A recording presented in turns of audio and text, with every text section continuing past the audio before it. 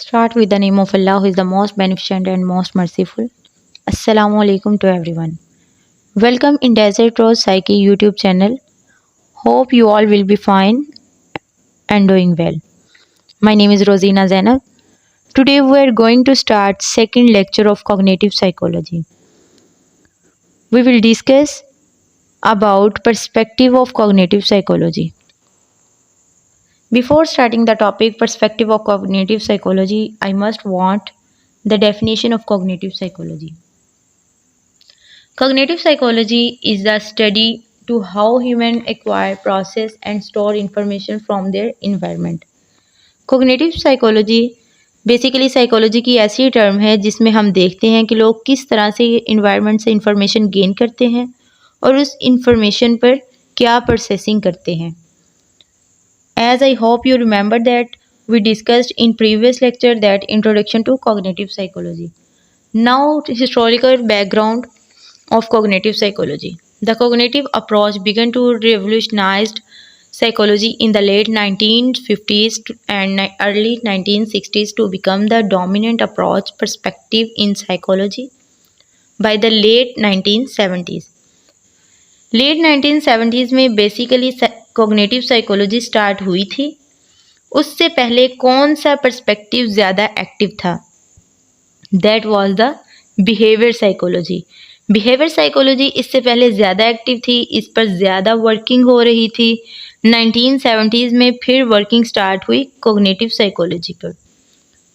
Then interest in brain processing has been gradually restored through the work of Piaget and Tolman. यानी पियाजे और Tolman ने अपनी working को start किया, cognition पर काम किया, मेमोरी पर काम किया और उन्होंने बाकी के साइकोलॉजिस्ट का भी इंटरेस्ट इस चीज़ में डेवलप किया कि बिहेवियर के साथ साथ एक और चीज़ है जो ह्यूमन साइकोलॉजी में इम्पोर्टेंट रोल प्ले करती है, that is cognition. Until 1950s, behaviorism was the dominant school of thought in psychology. Between 1950s to 1970s, psychologists turned from behavior psychology to attention, memory, and problem solving, often referred to cognitive revolution. 1950s to 1970 तक यानी 50s और 60s की जो century थी, इसमें focus किस चीज़ पर था? बिहेवियरिज्म पर था. लेकिन इसके बाद जो साइकोलॉजिस्ट थे उनका टर्न किस तरफ हो गया? उन्होंने देखा अटेंशन, हम जिस चीज़ की तरफ देंगे वैसे ही बिहेवियर शो करेंगे. जो चीज़ हमारे लिए इम्पोर्टेंट होगी, मेमोरी. अब मेमोरी में क्या है? अगर हम फ्रॉइड की बात करते हैं तो वो जो चाइल्डहुड एक्सपीरियंसेस की बात करते हैं उसमें कुछ चीज़ें हम अपने बचपन में ज़्यादा अच्छे से याद रह जाती हैं, बाकी कुछ चीज़ें हमें भूल जाती हैं. समटाइम्स देखा जाए तो सरप्राइजिंगली बहुत छोटे होते के जो इवेंट्स हैं वो भी हमारी मेमोरी में फील्ड हो जाते हैं. क्यों हो जाते हैं? इसके पीछे भी कोई ना कोई रीज़न ज़रूर होती है. प्रॉब्लम सॉल्विंग जो है ये कोग्निशन से रिलेट करता है. किसी पर्सन की प्रॉब्लम सॉल्विंग एबिलिटी अच्छी है तो वो पर्सन कम स्ट्रेस में जाएगा, वो पर्सन कम साइकोलॉजिकल डिसऑर्डर के साथ सफ़र करेगा. लेकिन अगर प्रॉब्लम सॉल्विंग एबिलिटी ही स्ट्रॉन्ग नहीं है, प्रॉब्लम तो आते रहते हैं लाइफ में, लेकिन अगर इनको सॉल्व नहीं किया जाएगा तो क्या होगा? Then suffer in any psychological disorder.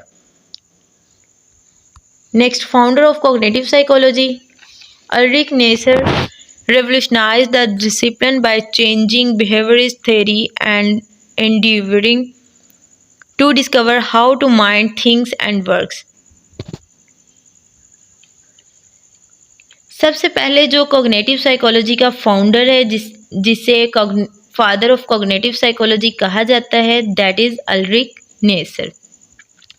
इन्होंने किस चीज़ पर फोकस किया? How to mind things and work, कि जहन किस तरह से सोचता है, किस तरह से काम करता है. दो मेन पॉइंट्स हैं. He is the father of cognitive psychology, that is how the mind thinks and work. Main चीज़ जो डिस्कवर की इन्होंने कि कैसे माइंड सोचता है और कैसे काम करता है। और secondly he was particularly interested in memory and perception. Memory and perception, I hope you remember that what is perception. यानी आप अपनी सराउंडिंग में अपनी दुनिया को किस तरह से सेंसेशंस के थ्रू, सेंस ऑर्गन्स के थ्रू मैसेज लेते हैं और आपका माइंड इस चीज़ को किस तरह से परसीव करता है। जीन पियाजे, one pioneer of cognitive psychology who worked outside the boundaries both intellectual and geographical of behaviorism, was Jean Piaget from 1926 to 1950s and into 1980s.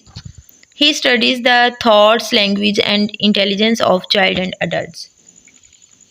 Second person was Jean Piaget from 1926 to 1980s.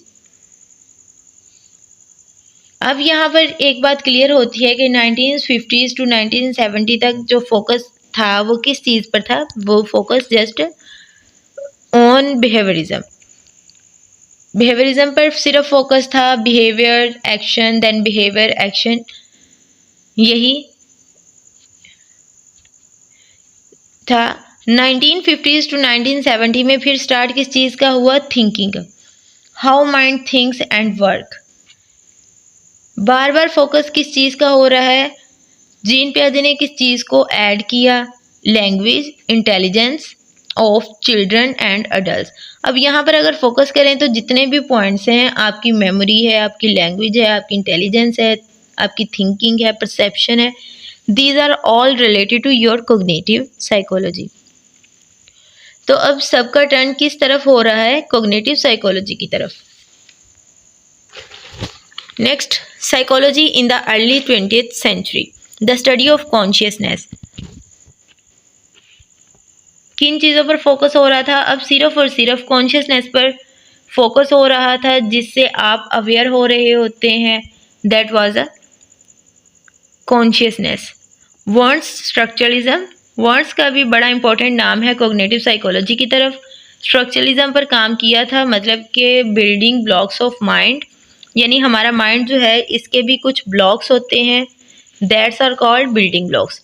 Next, Titchener's introspection, Titchener ने focus किया introspection पर। अब introspection क्या है, introspection is your inner awareness. हर इंसान अपने बारे में, अपने इंटरनल फीलिंग के बारे में बेहतर जानता है कि वो क्या फील कर रहा है एज़ कम्पेयर टू अदर्स। आपकी जो अपने बारे में राय है, आपकी जो अपने बारे में ऑब्जर्वेशन है, वो है इंट्रोस्पेक्शन।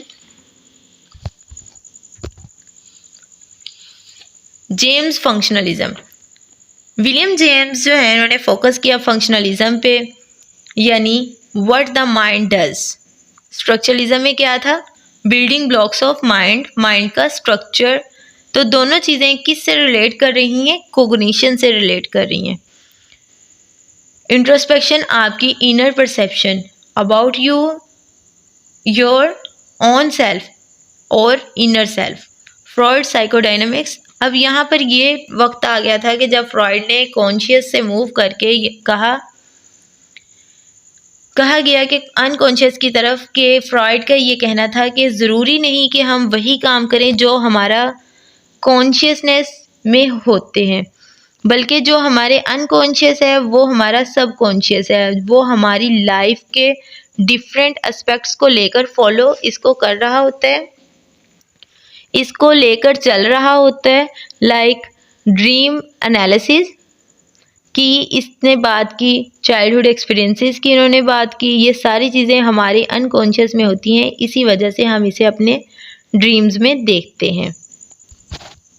नेक्स्ट है विलियम वॉन्ट्स, जर्मन फिजियोलॉजिस्ट हैं, establish the first laboratory, psychology laboratory. Wundt believe that psychology is based on the observation of experience.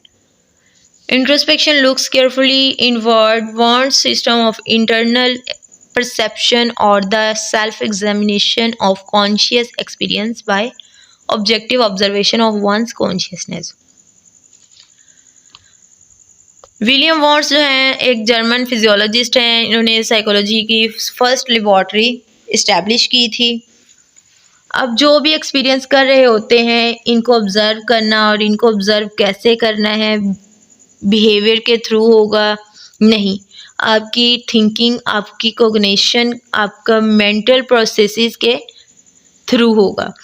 आप अपने अंदर देखें, गौर से अपना एनालिसिस करें, कैसे समटाइम आप रूड बिहेव कर रहे होते हैं सबके साथ, सबके सामने दिखाते नहीं है, कॉन्शियस की है, इसमें कोई रीज़न नहीं होती। अनकॉन्शियस में क्या होता है, आपके सबकॉन्शियस में क्या होता है, मे बी आप किसी और प्रॉब्लम की वजह से डिस्ट्रेस होते हैं और वो गुस्सा कहीं और निकल रहा होता है। यानी जब आप रूड हो रहे होते हैं तो पता चल जाता है कि आप स्ट्रेस में हैं, तो वो क्या चीज़ है, इंटरनल परसेप्शन है। अपने उस प्रॉब्लम को सॉर्ट आउट करें और उसको दूसरों की तरफ डिलीवर नहीं करें। आप अपने आप को खुद एग्ज़ामिन करते हैं, अपनी कॉन्शियस लेवल को स्टडी करते हैं, अपने बारे में इंफॉर्मेशन को गेन करते हैं, अपने बारे में स्ट्रॉन्ग ऑब्जर्वेशन करते हैं। जब हमें अपने बारे में पता होगा तो क्या होगा, आप अपने बारे में अवेयर होंगे। Next, structuralism.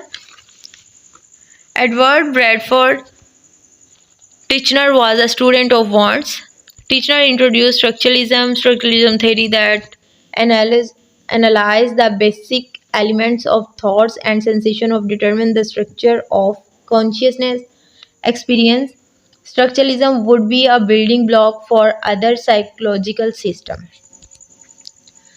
स्ट्रक्चरलिज्म का मतलब है कि माइंड का स्ट्रक्चर बनाना, स्ट्रक्चर को एक्सप्लेन करना, यानी हमारे माइंड में ये लेवल्स हैं, हमारा माइंड इस तरह से काम करता है, हमारा माइंड इस तरह से सोचता है, ऐसे सोचेगा तो इसका बिहेवियर इस तरह से होगा, और इस तरह से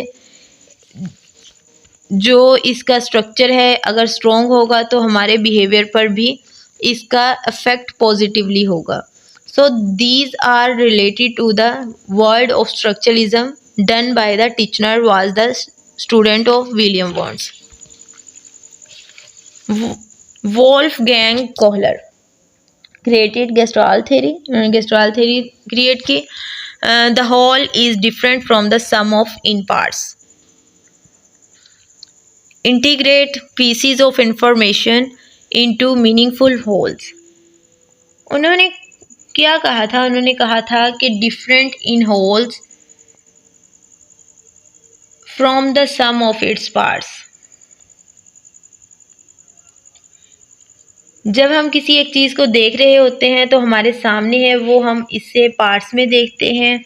फॉर एग्जांपल, अगर हम साइकोलॉजी को देखते हैं तो हम सिर्फ देखते हैं गेस्टाल्ट साइकोलॉजी, तो हम कहते हैं कि इसका क्या रोल है, कि हम चीज़ों को पार्ट्स में देखें तो वो डिफरेंट है, अगर हम होल में देखें तो वो डिफरेंट हैं।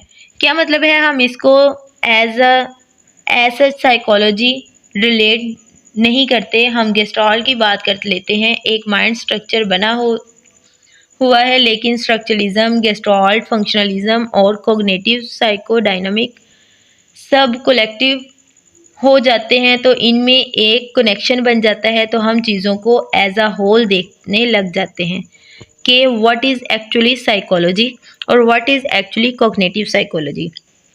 तो बेसिकली जब हम कोग्निशन की बात करेंगे तो हमारा स्ट्रक्चर भी आएगा, फंक्शन भी आएगा, इंट्रोस्पेक्शन भी आएगा, हमारे मेंटल प्रोसेसेस भी आएंगे, मेमोरी, थिंकिंग, लर्निंग भी आएंगे। अगर हम सिर्फ परसेप्शन पर काम करेंगे तो हम परसीव भी वैसा ही करेंगे और हमारा एक्शन भी वैसा ही होगा। तो यही काम गेस्टाल्ट कोहलर ने किया और कहा कि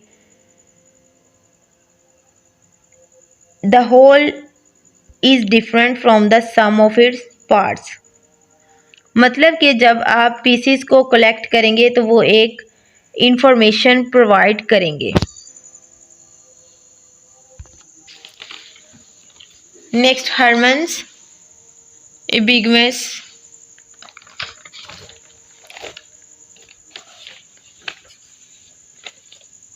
Hermann Ebbinghaus was inspired by finding a copy of Titchener's Elements of Psychophysics. He wants to apply Titchener's method to study of how brain processes. In 1877, he began developing procedures for studying memory. Psychophysics, elements of psychophysics. Psycho मतलब psychologically और physics मतलब physiologically, यानी sensation and perception relation, यानी कि combination of perception and sensation. Freshener के work से ज़्यादा impress हुए ये और हायर मेंटल प्रोसेस को इसने यूज़ किया। इन्होंने इसकी तरफ स्टडी करना शुरू की और मेमोरी की तरफ इन्होंने स्टडी स्टार्ट की। In 1877 he began developing procedure for studying memory. 1877 में इन्होंने मेमोरी स्टडिंग प्रोसीजर डेवलप किया था। इसने क्या किया था, इसने खुद को भी सब्जेक्ट एज अ सब्जेक्ट लिया और नॉनसेंस वर्ड्स हैं उनके लिए आपकी मेमोरी कितनी है, इन्होंने मेमोरी चेक की कि नॉनसेंस वर्ड जो हैं like TAV tab, RIZ riz, viol, vol, these are nonsense words, these have no meaning. और इन्होंने लर्निंग एंड रिटेंशन को मेजर किया, यानी आप रिकॉल कैसे कर लेते हैं अपने लर्न किए हुए मटेरियल को। अब यहाँ पर इन्होंने पॉइंट्स को क्लियर करने के लिए नॉनसेंस लेबल्स को इस्तेमाल किया, जैसे कि मैंने आपको पहले बताया, tab, riz, vol, these have no meaning. अगर मिसाल के तौर पर इन्होंने एग्जाम्पल एक दी थी, अगर मिसाल के तौर पर आपके सामने जस्ट स्लाइड्स रख दी जाएं, ठीक है, और आप इन्हें रीड करें और आपको टोटली अंडरस्टैंड हो जाए, नहीं, ऐसा मुमकिन नहीं है। लेकिन जब आपको लेक्चर दिया जा रहा होता है, आप सुन रहे होते हैं, तो वो एक सेंस दे रहा होता है, एक कनेक्शन बनाना स्टार्ट कर देता है। और लेक्चर में पर्पस भी किया होता है कि हम कनेक्शन इस तरह का क्रिएट करें कि आप इन तमाम की पॉइंट्स को अच्छे से मेमोराइज कर सकें। तो जब आपका कॉन्सेप्ट क्लियर हो जाता है तो आपसे वो बात कभी भी पूछ लें, आपको याद होता है।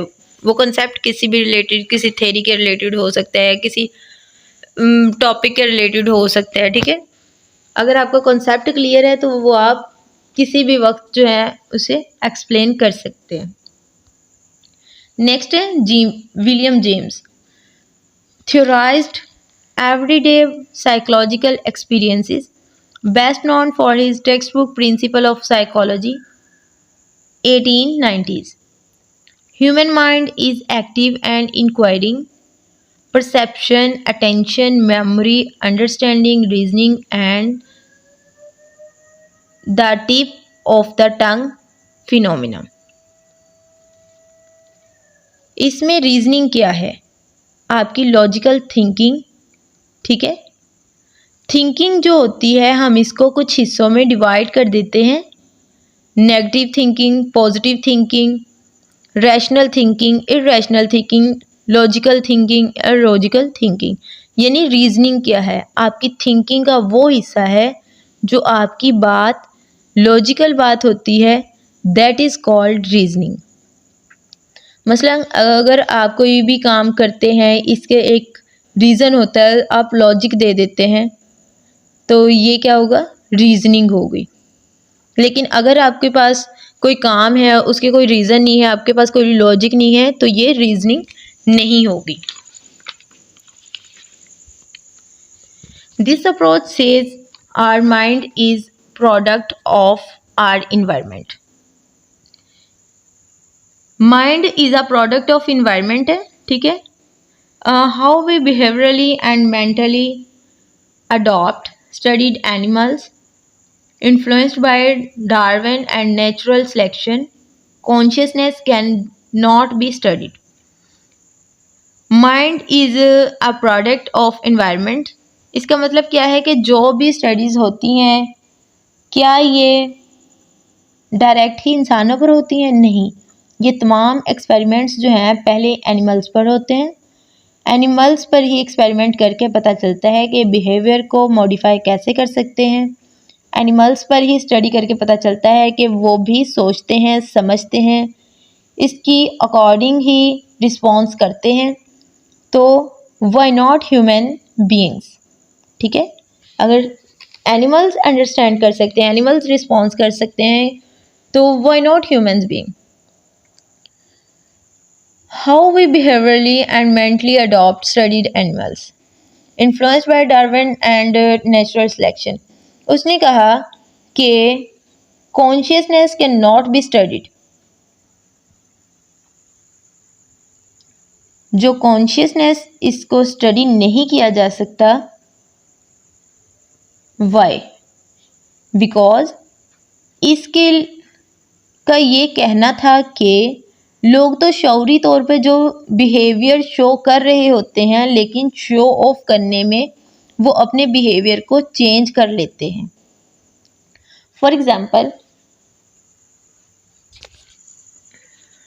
गुस्सा आ रहा होता है, लेकिन अपने गुस्से को, अपने एग्रेसिव बिहेवियर को अब शो नहीं करते कि यहाँ एग्रेसिव बिहेवियर शो करना मुनासिब नहीं है, इससे मेरा इमेज ख़राब हो जाएगा।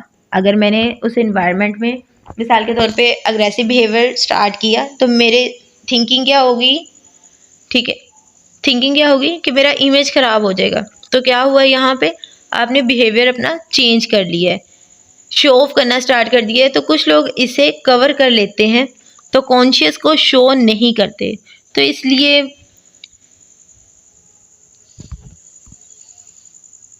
उसने कहा कि कॉन्शियस को स्टडी नहीं कर सकते। It's all about today's lecture. Thank you for watching this video. Hopefully you all understand everything. If you have any question, ask me in comments box. Thank you so much. Allah Hafiz.